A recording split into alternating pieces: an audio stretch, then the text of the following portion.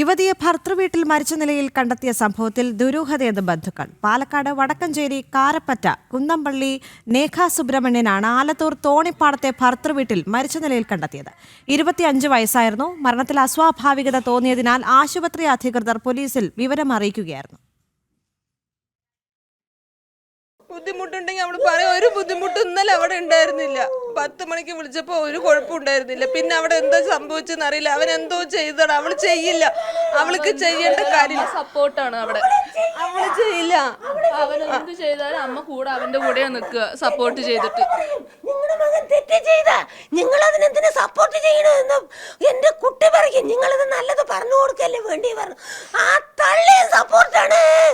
ആ അമ്മയും മകനും കൂടി എന്ത് ചെയ്തോ? ഒരു സാധനം വാങ്ങിച്ചു കൊടുക്കില്ല. എന്നിട്ട് അവള് വല്ലപ്പോഴും ഇവിടെ വന്ന് ഞാനാണ് വാങ്ങിച്ചു കൊടുക്കുന്നത്. ഇന്ത്യയിൽ എന്തെങ്കിലും ഒരു സാധനം വേണമെന്ന് പറഞ്ഞത് ഉപയോഗിക്കണ്ട, അതിന് ഞാനാണ് വാങ്ങിച്ചു കൊടുക്കുന്നത്. അങ്ങനെയായിട്ട് കുറേ ഇതായി. പിന്നെ തല്ലുപടിയൊക്കെ നിർത്തി. പിച്ചലും മാന്തലും അതും ഇതൊക്കെയായിരുന്നു. പിന്നെയും ഞങ്ങൾ പോയപ്പോൾ അന്ന് പറഞ്ഞിട്ട് പോയതാണ്. 2ാം പ്രാവശ്യം ആവർത്തിക്കണ്ട, ആവർത്തിച്ച് കഴിഞ്ഞാൽ അത് വിഷയം മാറും എന്നൊക്കെ പറഞ്ഞിട്ട് ഞങ്ങൾ ഒരു ചെറിയ ഒരു വാക്കുകൾ പറഞ്ഞിട്ട് വന്നതാണ്. ഞങ്ങളെ വിളിച്ചിരിക്കുന്നത് 12 മണിക്കാണ്. അതും ആശുപത്രി എത്തിയതിന് ശേഷമാണ്. അതിൻ്റെ മുമ്പും മരിപ്പ് നടന്നു. ഡോക്ടറിൻ്റെ അടുത്ത് ചോദിച്ചപ്പോൾ ഇവിടെ ഒരു അടയാളം ഉണ്ട്, കേബിൾ ഇട്ട് വലിച്ച പോലെയാണ് അടയാളം പറഞ്ഞു. അത് എന്തിൻ്റെയാണെന്ന് പറയാൻ പറ്റില്ല എന്നാണ് ഡോക്ടർ പറഞ്ഞത്.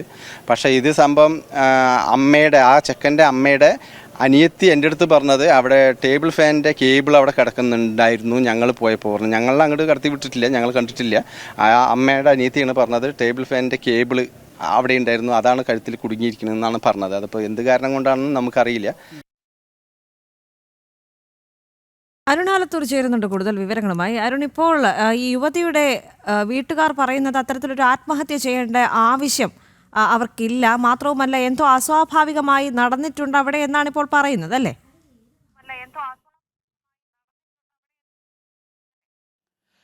തീർച്ചയായിട്ടും ദേവിക, ഇന്ന് രാവിലെയാണ് ഇത്തരത്തിൽ ബന്ധുക്കൾ ഒരു ആരോപണവുമായി രംഗത്തെത്തിയിരിക്കുന്നത്.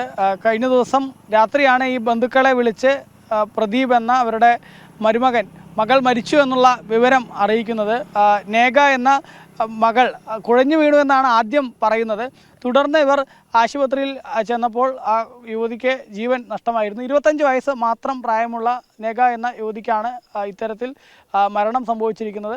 ഇത് ആത്മഹത്യയാണോ അതോ കൊലപാതകമാണോ എന്നുള്ള കാര്യത്തിൽ ഒരു വ്യക്തത ഏതായാലും പോലീസ് ഇതുവരെ പറഞ്ഞിട്ടില്ല. പോസ്റ്റ്മോർട്ടം റിപ്പോർട്ട് ഉൾപ്പെടെ വരുന്ന മുറയ്ക്ക് മാത്രമേ അതിൽ കൂടുതൽ വ്യക്തത ലഭിക്കുകയുള്ളൂ. ഏതായാലും ഈ നേഗ എന്ന പെൺകുട്ടിയുടെ ബന്ധുക്കൾ, അച്ഛനും അമ്മയും ഉൾപ്പെടെയുള്ള ബന്ധുക്കളും മറ്റുമൊക്കെ പറയുന്നത് എന്താണെന്ന് വെച്ചാൽ 6 വർഷം മുമ്പാണ് നേഗയുടെയും ഈ പ്രദീപ് എന്ന യുവാവിൻ്റെയും വിവാഹം കഴിയുന്നത്. കാരപ്പറ്റയിലാണ്, കണ്ണമ്പ്ര കാരപ്പറ്റ എന്ന പ്രദേശത്താണ് യുവതിയുടെ വീട്.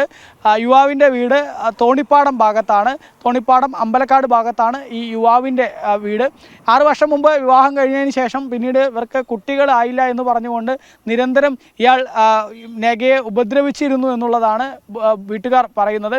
അതിനുശേഷം ഒരു കുഞ്ഞായപ്പോൾ പിന്നീട് ഈ യുവതിയെ വലിയ സംശയമായിരുന്നു പല കാര്യങ്ങളിലും എന്നുള്ളതാണ് ബന്ധുക്കൾ പറയുന്നത്. അതുകൊണ്ട് തന്നെ നിരന്തരം ദേഹോപദ്രവം മുമ്പൊക്കെ ഏൽപ്പിച്ചിരുന്നു. ആ സമയത്തൊക്കെ ഓരോ തവണയും ഈ യുവതിയുടെ വീട്ടുകാർ പോയി യുവാവുമായും അവരുടെ ബന്ധുക്കളുമായിട്ടൊക്കെ സംസാരിച്ച് ഒരു ഒത്തുതീർപ്പിൽ എത്തുകയും മറ്റുമൊക്കെ ചെയ്യുകയായിരുന്നു. തുടർന്ന് കഴിഞ്ഞ ദിവസം രാത്രി, അതായത് ഇന്നലെ രാത്രി ഒരു 10 മണിക്കും യുവതിയുടെ വീട്ടിൽ അച്ഛനും അമ്മയായിട്ടൊക്കെ ഫോണിൽ സംസാരിച്ചിരുന്നു. അമ്മയോട് ഫോണിൽ സംസാരിക്കുമ്പോൾ ഇത്തരം കാര്യങ്ങളൊന്നും പറഞ്ഞിരുന്നില്ല എന്ന് മാത്രമല്ല നാളെ വിളിക്കാമെന്ന് പറഞ്ഞുകൊണ്ടാണ് കോള് കട്ട് ചെയ്യുന്നത്. പക്ഷേ പിന്നീട് ഇവർ അറിയുന്നത് ഈ യുവതി കുഴഞ്ഞു വീണു എന്ന തരത്തിൽ ഇവരുടെ മരുമകനായ ആ പ്രദീപ് വിളിച്ചു പറഞ്ഞാണ് അറിയുന്നത്. തുടർന്നാണ് ആശുപത്രിയിൽ ചെന്നപ്പോൾ ഈ യുവതി മരിച്ചു എന്നറിയുന്നത്. ആത്മഹത്യ ചെയ്തു എന്ന തരത്തിലാണ് ആ യുവാവിൻ്റെ വീട്ടുകാരും മറ്റുമൊക്കെ പറഞ്ഞത്. പക്ഷേ ആത്മഹത്യ ചെയ്യേണ്ട ഒരു സാഹചര്യവും ഈ പെൺകുട്ടിക്കില്ല എന്ന് മാത്രമല്ല വലിയ മാനസികമായിട്ട് വലിയ ധൈര്യമുള്ള പെൺകുട്ടിയാണ്. അതുകൊണ്ട് തന്നെ അവൾ ഒരിക്കലും ആത്മഹത്യ ചെയ്യില്ല. മാത്രമല്ല ഇവർ 3 പെൺകുട്ടികളാണ്. ഈ നേഗയാണ് ഏറ്റവും ഒടുവിലെ പെൺകുട്ടി. അതുകൊണ്ട് തന്നെ വീട്ടിൽ അഥവാ ഏതെങ്കിലും തരത്തിൽ ഭർത്താവിൽ നിന്ന് മോശമായ ദുരനുഭവങ്ങൾ ഉണ്ടായാൽ സ്വന്തം വീട്ടിൽ വന്ന് നിൽക്കാൻ അതിനുവേണ്ട തൻ്റെ ഇടവും മറ്റൊക്കെ ഉള്ള ഒരു പെൺകുട്ടിയാണ്. അതുകൊണ്ട് തന്നെ ഇങ്ങനെ ഒരു ആത്മഹത്യ എന്ന തരത്തിൽ ആ കുട്ടി ചിന്തിക്കില്ല എന്ന തരത്തിലാണ് ബന്ധുക്കൾ പറയുന്നത്. ഏതായാലും യുവതിയുടെ മൃതദേഹം ഇൻക്വസ്റ്റിന് ശേഷം പോസ്റ്റ്മോർട്ടത്തിനായി ജില്ലാ ആശുപത്രിയിലേക്ക് മാറ്റിയിട്ടുണ്ട്. പോസ്റ്റ്മോർട്ടം നടപടികൾക്ക് ശേഷം മൃതദേഹം ബന്ധുക്കൾക്ക് വിട്ടു നൽകും. അതേസമയം തന്നെ പോസ്റ്റ്മോർട്ടം റിപ്പോർട്ടിൽ മാത്രമേ ഇത് ആത്മഹത്യയാണോ കൊലപാതകമാണോ എന്ന കാര്യത്തിൽ ഒരു സ്ഥിരീകരണം ലഭിക്കുകയുള്ളൂ എന്നുള്ളതാണ് നിലവിൽ. യുവതിയുടെ ബന്ധുക്കൾ പറയുന്നത് കാരണം പ്രാഥമിക നിഗമനം എന്താണ് ഇപ്പോൾ പോലീസിന്റെ ഭാഗത്ത് നിന്ന് അറിയാൻ സാധിക്കുന്നത്?